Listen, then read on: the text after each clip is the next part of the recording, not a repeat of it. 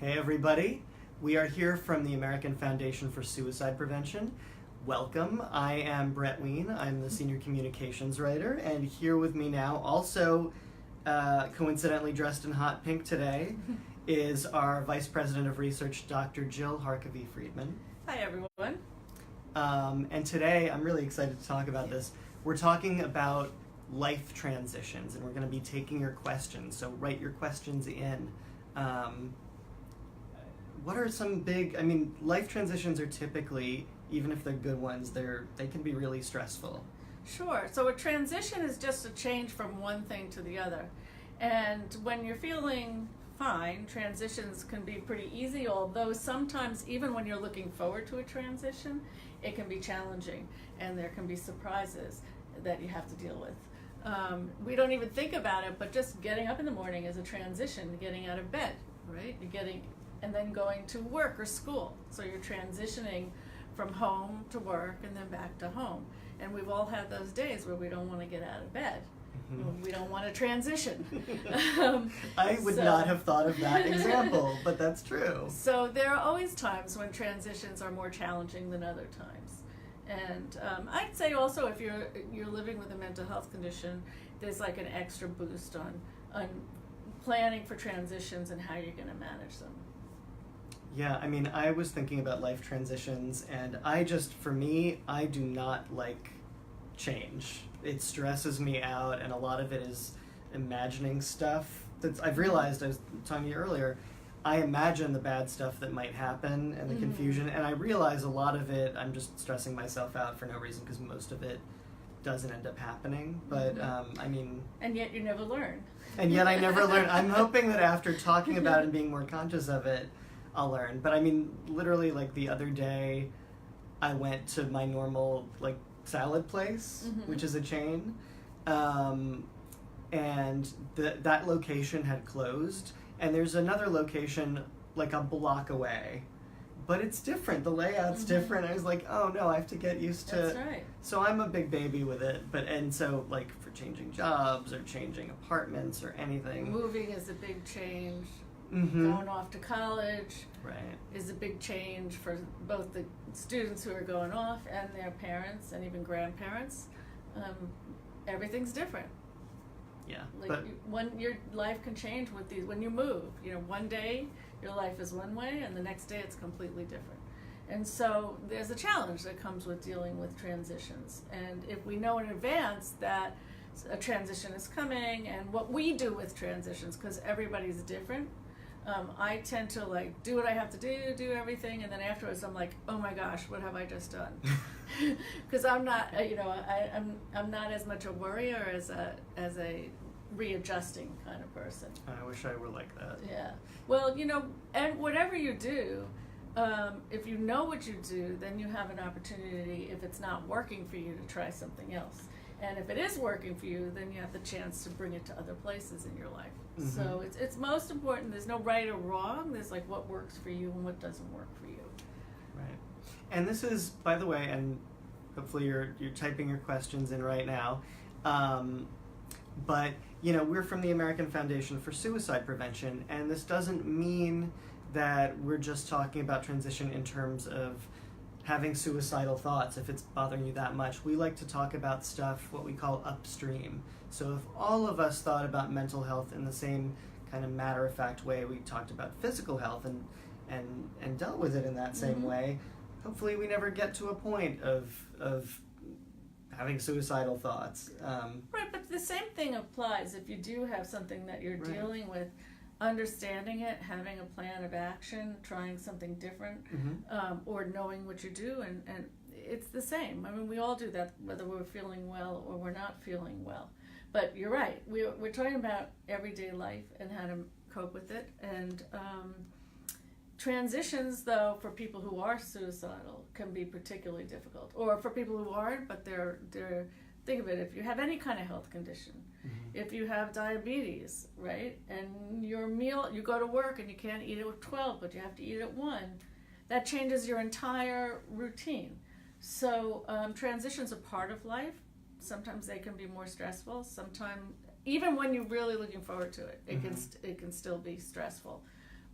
So no matter where you are in life and where you are in your health and mental health, transitions have an impact, and we can do something about how we deal with them. Yeah, and we want to hear from you about what your experiences are and any questions you have. So write them in. I'm going to take a look. We have a few questions in advance that we can start off with. Yeah, let's do that. And I will also say you can find, what is your Twitter profile, Jill? Oh, JHF underscore A. Blah. What For is it? Jill Harkavy Friedman. Jill Harkavy Friedman underscore AFSP. And I'm at Brett Ween, BRETTWEAN. So let's start off with this one. I'm a first-year college student, and I'm having trouble being away from home for the first time. I get scared before I go out, and I feel so alone. Is this normal, or should I be worried about my mental health? Well, I think that's a good question. I think it happens to a lot of people. I also think a lot of students who go off to college have those feelings, and yet they don't talk to each other about them. So they think they're alone. Mm-hmm. They think they're the only one that's having that feeling. But everything is new in college, and one of the things sometimes you forget is that you don't lose all the supports that you had at home, but you just have to access them differently. Like sometimes when you go to a new place, you think, oh my gosh, I'm alone and I have nobody, but you still have the same people. You just have to access them differently. On the other hand, you also want to realize that probably you're not the only one, that there are other people going through that, and they're too scared to talk to people, they're nervous about going out.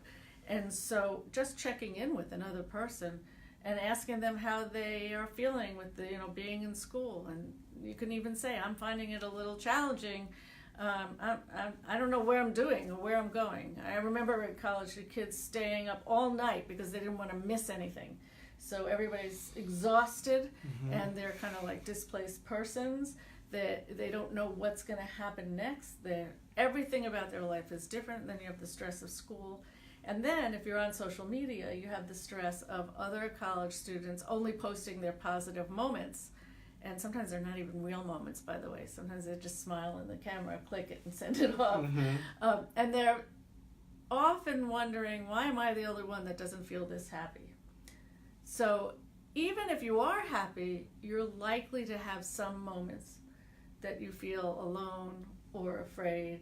And most of the time they pass, and you have a say over what you do with it. So just because you're scared doesn't mean you shouldn't go out. You can always go home if you don't like what's going on. But it does help to push yourself a little bit. If you're finding that the anxiety doesn't pass and you're really starting to miss things, and maybe you can't even get to class, or you're not going to meals because you're afraid to be around the other people, go to the counseling center and talk it through. Doesn't mean you're in the throes of a major mental health crisis. It just means that you're in a new place and there's so much to learn, and you're probably in a way on alert, like your body is in a fear zone. So don't panic that you're feeling this way. Just talk to others. Have, as we say, a hashtag real convo. That's right. That's a good thing to follow on Twitter too. Hashtag real convo. Yeah, all this talk about college is putting me back to how I felt freshman year. Do they even say freshman year anymore? I don't know. First year? I wanna use the correct 2018 terminology. Oh, don't date us. No, never. So we're getting a bunch of interesting questions. This one is transitioning from a therapy session or talking to a family member about what goes on in your head, to transition from that to some kind of normal. That just drains me to where I have no energy and physically ill. How do I deal with that? That's a great question. You can be in a therapy session and you're talking about all these deep, and maybe you're screaming or crying or whatever you're doing. You're talking about your most intimate thoughts, and then you go out and face the people that you've just talked about. I think one of the things about dealing with transitions, what's hard about transitions is that you don't really know what's going to happen. But in that situation, it sounds like you do know what's going to happen. You're going to feel stressed. You're going to need some time, maybe, to take a pause before you join the real world. Maybe do something to give yourself a chance to process what just happened, to unwind a little bit, and then make a plan of how you want to deal with the people in your life. And that's true if you're visiting family members. I mean, so many of us, we go visit somebody that we have to, and it's stressful for us. But you can make even a little routine can help you to, if you know you get so stressed that it makes you physically ill, it depends on what you're telling yourself, right? You can tell yourself, I get so stressed I feel sick, or I'm gonna feel sick unless I do X, Y, and Z. And figure out what those things are that you can do. Like I said, take a pause. You don't have to go running back into real life. Think about how you want to approach people. You have a say. When you're all filled with emotion sometimes, it feels hard to take that breath. So sometimes we forget to just breathe. That's such a good point, is that transition from, and that it makes me think also of like people who are just getting into therapy. That's a big transition too, to get used to doing that, or transitioning from one therapist or doctor to another. And if you're in couples therapy, maybe you've just spent 40 minutes fighting with each other and then you have to go out for dinner. But know that that's going to happen. Even set some rules for how you want things to go afterwards. You can say, we do that. I do this in here, and out here we're going to take 15 minutes to just reconstitute and settle. And speaking of even the little things you can do for yourself, someone, going back to what we were talking about in terms of waking up in the morning, someone wrote in, making my bed daily has a major impact. Can you explain why this may be? I actually have the same thing. I make my bed every morning. Wow. Well, I didn't know that was unusual. But for me, it's my way of it's a routine that kind of helps me put things in order and get ready for the day. Put my sleep away, and then when I'm done, I kind of look and say, okay, I've accomplished something. And routines are very important, and positive routines are very important. When you think about, for instance, athletes, and you see them doing all these strange things before they throw a pitch or bat, they're doing that as a way of getting set, of getting ready to do something. And preparation makes a big difference. So I can't tell you exactly why you're making your bed, but for me, it's a way to kind of pull things together, get organized. I know what my next step is. So. That's great. And I have it easy because my wife doesn't like the bottom sheet. So making the bed, she likes everything to be very loose. So for me, making the bed, it counts to do very little. I can just put that top thing down. Maybe I'm oversharing a little bit. But anyway, but even doing that, if you're not up for making the bed totally, but you think that sounds good, maybe it's just a matter of putting the comforter across in a nice way so it looks nice. Yeah, if it helps you to get out of bed on those rougher days as well. And there's all kinds of routines like that help us stay in a frame. Yeah, so moving on, this is a great question. When is the right time to talk to a new partner or date about mental health issues you have? That's an amazing question.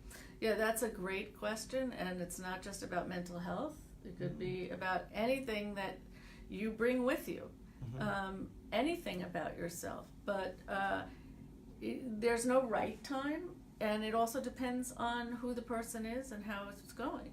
So if it's a new mental health concern, or if it's something you've been living with for a while. So there's a lot of things. If you're having a new, maybe you're starting to feel depressed or you're experiencing anxiety, earlier is better, because they can help you and they can help you get help. If you've been living with a mental health condition and managing it, and maybe certain episodes come up, but you're managing it, then you it's really when you feel comfortable. If you're dating someone and you're not comfortable with them, you're not going to talk about a lot of things. If you're already a partner with someone, they probably should know that in advance. Not because it's a secret, but because when you're close to someone, they know the important things about you. So it's not that you should because they should know, but you should because if you're feeling close to someone, then mental health is just part of who you are. Mm-hmm. And also they can be a partner and help you. So. But that can be scary. Oh, it's terrifying. Seriously? Yeah. Oh, it can be terrifying because we have in our heads all these things that we think people are going to think if they hear we have depression, or we hear they have anxiety, or whatever. Or even if your family has it and you don't have it. Mm-hmm. It's still something that people worry about. And that is really about the stigma related to mental health. Right. Because people live with it. But I also think if you have a heart condition, if you have whatever it is that you have, because everybody's got something, it's a little bit scary because you're afraid they're going to reject you because of it. And in my book, if they do, then they're not the right partner. Right. And that's something that you've learned about them, because you are who you are. You want someone who's on your team and who's on your side. So yeah, it's scary. Mm-hmm. But I would guess we all have something that we think we're going to be rejected for. And if we are, then it wasn't the right relationship. Yeah. And a lot of the time people, it's not a guarantee, but I think a lot of the time people kind of surprise us in a nice way. They may totally not be thrown by it, and then in fact they may share, that might lead to them sharing something with you. Right. Exactly. Which you don't think of as a big deal, but they do, and they've been worried about.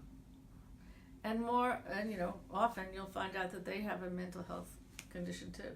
Mm-hmm. Listen, almost a quarter of people have one, so it's not like it's a rare thing. Yeah, and so that's a great question. Here's one, and I actually don't know the answer to this, so this will be informative for me too. Someone writes in, what's the difference between parasuicide and suicide? So that's a good question, and that's an old distinction that we don't make anymore. So parasuicide, so para means around, and so it came up to mean things that weren't actual suicide, but were like suicide. So like suicide attempts, some people would call them, parasuicidal behavior, around suicidal behavior. Reason why we don't really talk about it that way as much anymore is because we take suicidal behavior very seriously. And when someone is trying to kill themselves, that's an important event. And we don't say that it's a gesture or that it's manipulative or all the pejorative things that people used to say about suicidal behavior when they didn't understand that it's a complex behavior that emerges in the context of so many different things, and it needs to be taken seriously. So we really want to be clear that if you're struggling with suicidal ideation and behavior, that can be helped. And it's not something to be embarrassed or ashamed about. It's not a halfway behavior. Mm-hmm. It's serious. And we want you to take care of yourself, and we want other people to take it seriously. It makes me think of when people might ask, oh, well, someone threatened suicide, but I think it was just a cry for help. And I think a helpful response is to say, yeah, it's a cry for help. It's a big deal. It's just. That's right. I don't know what people say that, but I don't know what just a cry for help means. It's a cry for help. And we all do things to get help. We all do things to manipulate our environments. Sometimes we do them in a healthy way, and that actually gets us what we want. And sometimes we don't know what to do, and so we do things in a way that is not so good for us, or it hurts ourselves or hurts somebody else. And it's not really any different, and that's why learning skills to manage stress, learning skills to manage transitions, learning skills to manage those suicidal or self-destructive thoughts when they come up is so helpful, because most of the time we find if people knew what else to do to relieve the pain, they would do it. Yeah, that's great. So I'm really interested in this one. Someone writes in, is there anything that can be done for a personality disorder? I've been told no. And this is important to me because my mom, I feel like you probably know this, my mom died by suicide, and she had a very, what my shrink described as a raging personality disorder, Mhm. which I guess, is that a technical term? It's not a I don't know. DSM diagnosis. And by the way, he liked being referred to as a shrink. I wouldn't have thought to say shrink. That's because he's not short. Yeah, well, I think it's because he's British, and so I think immediately sounds very smart, and I think he likes to take himself down a little bit. But anyway, so yeah, what can be done for a personality disorder, and why might someone have heard that nothing can be done? Well, so first of all, I want to start with we all have personalities. Okay? Mm-hmm. And so a personality disorder, there are actually different categories. They're just descriptions of different kinds of people. And most of us have a little bit of each of them in us. It becomes a disorder when it's impairing your life. Mm-hmm. Okay? It's not that there's we know that there are probably some biological differences why these things are impairing you and not somebody else. There are also historical life experiences that make each of us who we are. So a personality disorder is something where it is really impairing your relationships, your work, your general living. So I would disagree that there's nothing you can do for a personality disorder. A personality is the way we do things, and like any other kind of therapy, it takes work. It takes identifying what are the things that are causing you to feel badly or to do things in a way that is not working for you, and then identifying those things and trying different things, being willing to try something that you don't know what's going to happen when you do it, right? Because we all do things over and over because we know what's going to happen. So change takes a lot of work. Sometimes people look like they have a personality disorder when, for instance, they have a mood disorder. Mm. And that mood disorder makes them feel, for instance, erratic. They're up one minute and down another minute. And so relationships are hard and work is hard, and it's hard to stay with anything because you feel fantastic one moment and horrible the next. Mm. So that sometimes you could have another kind of disorder that makes you act in a certain way. And I always try as a clinician to never make assumptions about people, to really try and understand what they're experiencing and what is, many times they talk about things and it sounds outrageous, but it is actually happening. So it does take work. You want to have a thorough physical and mental health evaluation. Personality disorders, you're not technically supposed to be diagnosed with them till 18 because, kids can change, but Interesting. adults can change too.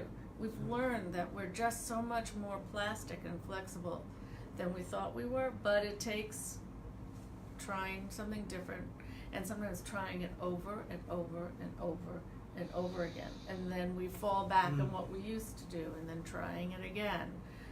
As a lifelong, dieter, I know how that goes. But it takes work, but I don't think that personality disorders are lifelong and you have to. But you have to want to change them and you have to work on it in an ongoing way.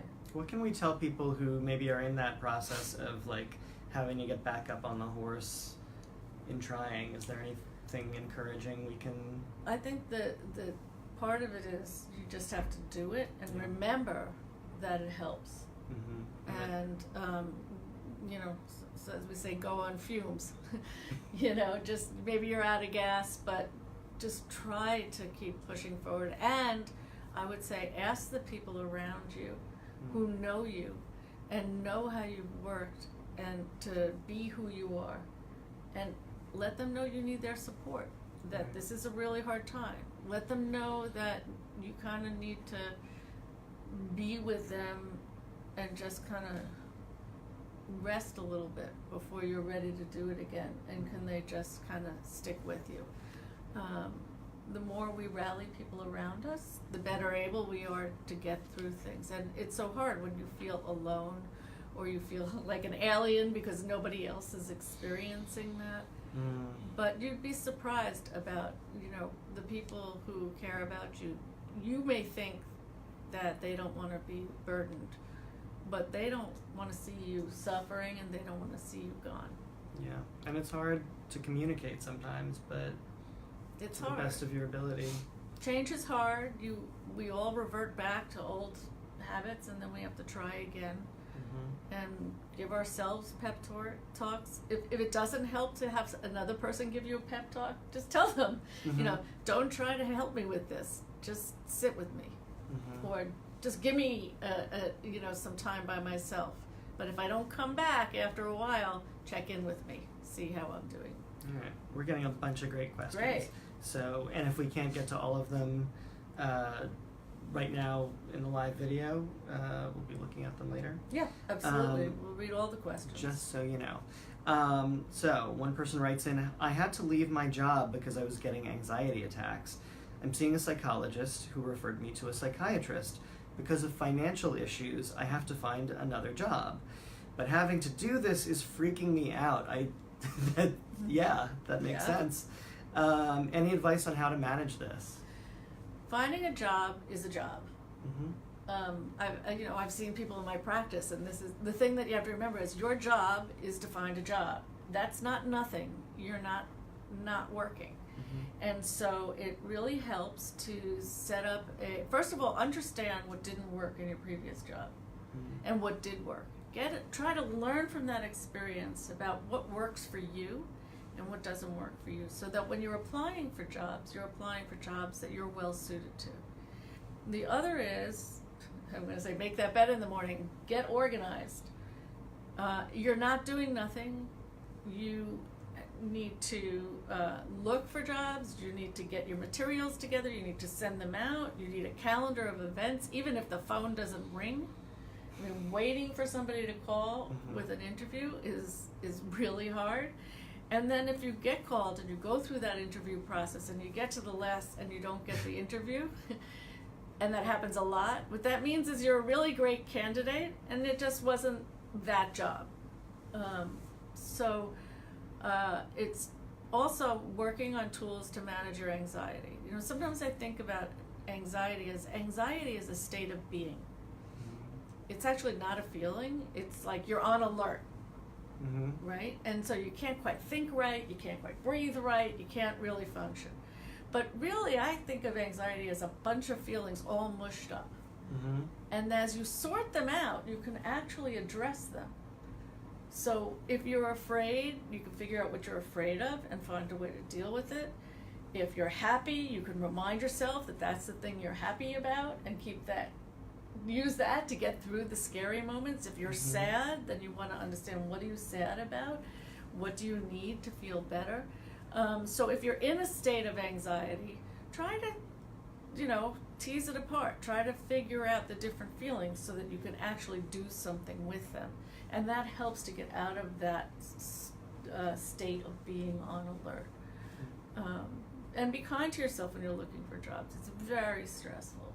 Yeah, I mean, what you were saying reminds me of like my very flawed attempts at meditation, of like having these different, which I think can be helpful, but you're trying to not think of certain things or think of them in a certain way, and you mess up, and then it's like someone described it as sort of wrangling puppies. They're always going to scamper away. That thought is going to come up and you want to bring them back over.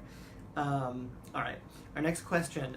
I have a history of suicide attempts, but I also self-harm. Shrinks are quick to condemn suicidal attempts as para-suicidal. That's the other word again. Second time, yeah. Well, I think we've got a little discussion going on here on the page. They're quick to condemn suicidal attempts as para-suicidal, even though each attempt was made with the intention to go.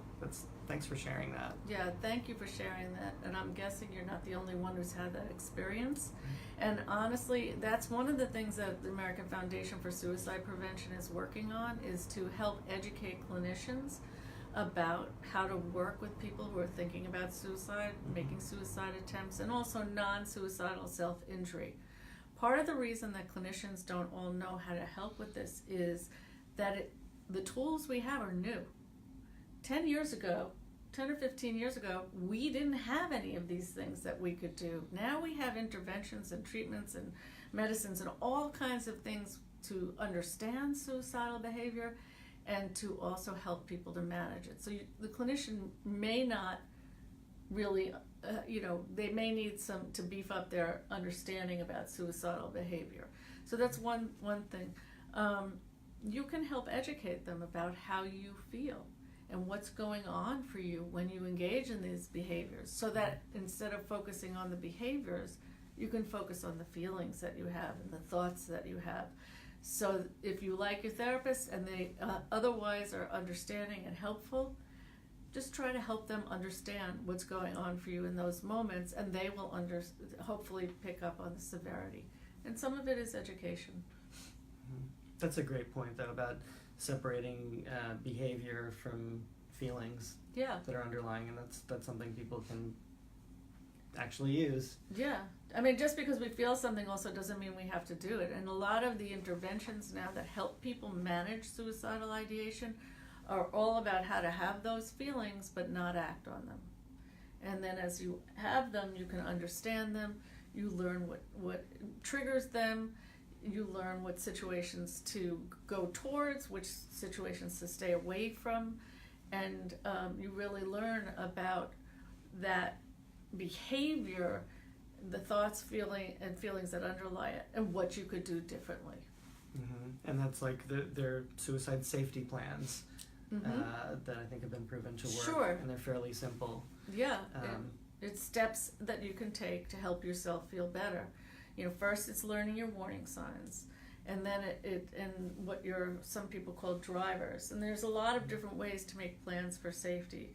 There's the safety plan, there's a critical response intervention, but the whole idea is learn about what sets you off on that path to suicidal ideation. Mm-hmm. Try to cut it off at the pass, but if you don't and it starts unraveling, then what are some things you can do along the way? Who can you call to talk about it? Who could you call just to distract you so you don't act on it? And also, please take away your access to lethal means or dangerous means. If you know you're thinking of using a method, make sure that you can't get to it, because those thoughts and feelings are going to pass, and they can pass without you actually causing harm to yourself, even if you feel like it. Mm-hmm. So one person writes in, how can I help myself overcome depression if I'm in a position where I can't seek therapy? Well, I'm not really sure what it means to be in a position where you can't seek therapy, whether that means that there's no therapy available to you, which at this stage of the game, there are therapies available online. There are therapies available with telemedicine. If you don't have money, you should also still have access to your local community mental health center or hospital clinic for a sliding scale. So I don't really know. I know you may really not have access to therapy, but there are so many different ways to get help that you can read books. There are books that teach you not just self-help, but how to have like a great life, but what do you do with the thoughts and feelings that you have when you're depressed? And go to the bookstore and read it in the bookstore. There still are some bookstores, I would say, but there are tools online. We funded a study of something called Now Matters Now for people who engage in self-harm behavior, and there are different modules about mindfulness, about regulating your feelings, about limiting access to lethal means, and you can just go on. It costs nothing. If you go to a public library and get on the computer, you can do it. So I understand that you feel you don't have access and you may not have it through the traditional route, but try to access it somehow and let somebody near you know that you're having these thoughts and feelings. And maybe sometimes when we're depressed, we can't think out of the box. So maybe somebody can help you figure out a way to get help. Mm-hmm. And can I just say, it looks like there's a nice discussion going on the Facebook page for this, which reminds me of, I'll get in a little plug for September. National Suicide Prevention Week is in September, and at AFSP we are sort of doing the whole month around this theme of the power of connection, and so much that can mean so many different things. And you can check out afsp.org and follow us on Facebook and Twitter and so forth. Find out about all that we're doing there. But I love the discussion that's going on here. And a lot of it is, about that feeling of like insurance and dealing with that and trying to get, we hear you when we say... And we know it. It's terrible. And I, as a clinician who actually takes insurance, but I have a very small practice because I'm here most of the time. Right. It's so hard to turn people away from that end. As a clinician, I get so many calls for people who have insurance and can't find a clinician. And all I can say is keep trying. We make assumptions like people who are in clinics or people who take insurance aren't good therapists. Well, it's not true. Yeah. There are very dedicated people who work in all kinds of clinical positions, and try to get past your assumptions about where you can find good help. You could pay a lot of money for someone who's really not very good. So don't go by the usual, stigmas about who's good and who's not. Well, also, as spirited and as strong feelings as so many of us have about insurance and how it all works, and we get angry about it, there are mental health professionals out there who feel just as strongly, and therefore they accept insurance and make themselves a vet like Jill. But it's very hard because maybe you're feeling at your worst, and then you have to go through all this effort. So if you have to, 1 or 2 phone calls a day, pace yourself, get somebody to help you. Call your local hospital. They can give you, most hospitals have a list of people who take different insurances. And not to make light of it, and tell me if this sounds right to you, Jill, but I sort of think, we were talking about looking for a job, and we were talking about relationships earlier. It's like a lot of it is networking. And so people, we put it on ourselves to find, especially when we're feeling terrible and we need help, we sort of make it our thing to look up and find help. But, and I know, some people don't feel as comfortable as they should in talking about mental health, but put the word out with people that you are comfortable with. They might have an idea that hasn't occurred to you, or they might know someone, or know someone else who can ask. I think the days of hiding are coming to an end, and we are all taking care of our mental health like we do our physical health and everything else. By the way, we want to hear about which pink shirt you like better. Jill's is a little bit brighter, which I don't know. Her shirt's pretty nice. I love the fact that we're both wearing pink today. It was a complete coincidence, but we must have been in a pink mood. But it's group mind, when we the collective unconscious. I was transitioning from black. Yes. Someone writes in, I've been in that deep, dark cave, but it's dry, musty, and dank. Air, light, and love seep through the cracks, and you can make it out and break up the barriers holding you back from a journey towards a healthier life. So that's... Thank you. That's not only beautifully written, but it's very moving and powerful and true. And hopeful. Yeah, because when you feel like there's nothing, there's still something. It's just a feeling. And I don't want to make light of your feelings, but hang on and get through that feeling. There are other feelings around you as well. And I think that's even more hopeful considering the fact that it gets across how unhopeful we can feel. And again, we're not getting to all your questions today, but we'll look. It sounds like everybody's connecting with each other. I know, which I love is fantastic. It. Power of great. Connection. National Suicide Prevention Week, AFSP.org. What's with me today? I want to get to this one because it's a very specific question. Can I contact your National Suicide Helpline from the UK? Well, that's a great question because you're talking about the National Suicide Hotline Lifeline, which is actually not our AFSP, it's our national. But if you go to suicide.org, you can find a local crisis line in the UK that you can call. There are crisis lines throughout the world, and even you can just search, crisis lines, international crisis lines, and you'll get a link to one that's more local. The good thing about going local is they know more about what's available in your neighborhood. If you call our Lifeline, they're only going to be able to steer you towards help here. And we've got about 5 minutes left. A new question just came in, which is on a slightly different thing, so I want to take it. I believe a big part of why I'm depressed because I can't come out to my family. I've tried that before, but all of them just hated me. We all just pretended it didn't happen. When I think about doing it now, I get anxiety attacks, then back to being depressed, and it just keeps on getting worse.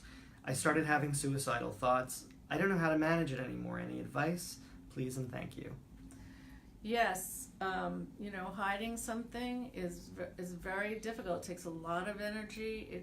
It just changes everything. You're not able to be in the world and be yourself, and it's so important to be that way. First of all, I just want to mention the Trevor Project, because that is a great resource. You're not alone in this experience of not being accepted when you come out. Most often, ultimately, people are, but I can say, it doesn't always happen, but you have to be who you are. It is costing you in terms of your life, and it's your life. So check out the Trevor Project. Trevor.org, I believe, is the website. And there you'll meet a lot of people who will be able to help you with this process. I mean, and I know it's something that we talk about a lot, but we say you are not alone. But it's so it's so important to know that, and it's so easy for us to say, but it's so important to realize that none of you, no matter what you're feeling, you're not alone. A lot of other people have felt the way you're feeling. And you feel alone because you feel alone because nobody's talking about it. So the more we talk about it, the more people can realize they're not alone. And I want to say also, that's one of the differences between feelings and what's going on, is you can feel alone, but you're not. And so if you reach out, even though you feel alone, somebody will be there. It may not be the person you think it's going to be, but somewhere, just keep trying. Somewhere along the line, you're going to find someone who understands what you're experiencing. Right. We've got, I think, 3 minutes left. Let's see. While we're here, I just want to mention, the issue of the National Suicide Prevention Lifeline came up. I just want to make sure everybody knows that the number for that is 1-800-273-8255. And also, if you prefer texting, you can text the crisis text line, and just text in TALK 741-741, and you'll get a response. Right, and those are partner organizations that we work with, and we send people to. What we do here at American Foundation for Suicide Prevention is we started as a research organization. We're the largest private funder of suicide research. We do advocacy. We provide support for those who've been affected by suicide, and we have educational programs. We basically do everything aside from being a lifeline or a text line. So again, there are so many ways to connect. If you want to look at the Facebook page here for the Mighty and check out the conversation that's happening there, or ask any other questions. You can follow us on Facebook and Twitter and Instagram. And check out our website, afsp.org. We have a whole section on find help. We have a whole section on how to talk about suicide. If you're worried about someone, just keep in touch with us, because we have lots of ways that we share to stay connected. And I'll give a little plug for the blog at the top right of our homepage.